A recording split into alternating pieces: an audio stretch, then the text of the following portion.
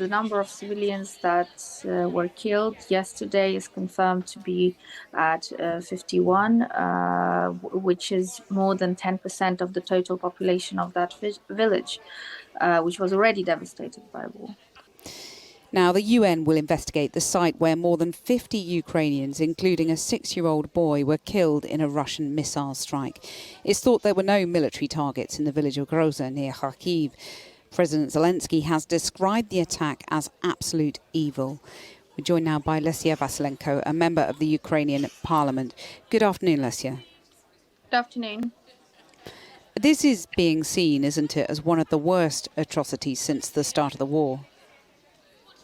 Absolutely. It's the number of civilians that were killed yesterday is confirmed to be at 51, which is more than 10% of the total population of that village, which was already devastated by war.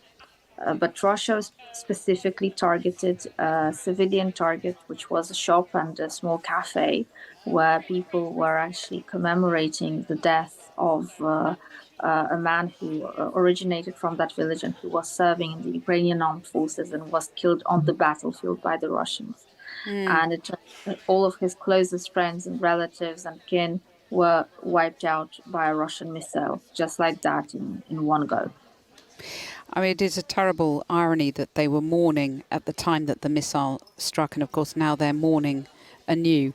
I wonder if there's a lot of comment online I see from Ukrainians saying, don't look away. There's a sense that the world is losing interest almost in what's happening in Ukraine. How dismayed are you when you see the disarray in America over support for Ukraine and Europe warning yesterday European leaders they can't fill the gap? Are you worried that support for Ukraine is fracturing?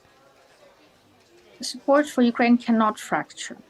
And every time that there's a risk of support for Ukraine fracturing, I try to remind everyone of the experience back from 2015-16, when there was initial big support for Ukraine after Russia's first annexation of Crimea and occupation of the Donbass territory. And then slowly it was almost as if the West lost interest and the attention was deviated elsewhere.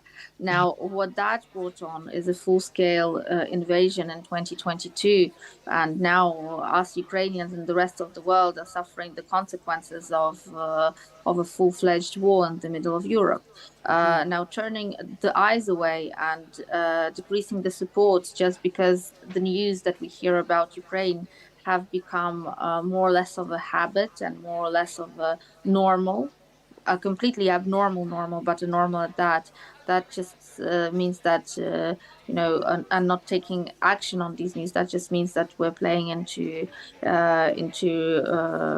Russia's hands and into the way that they see that, they can drag the world into a protracted conflict when everyone will lose interest, when everyone will tire out.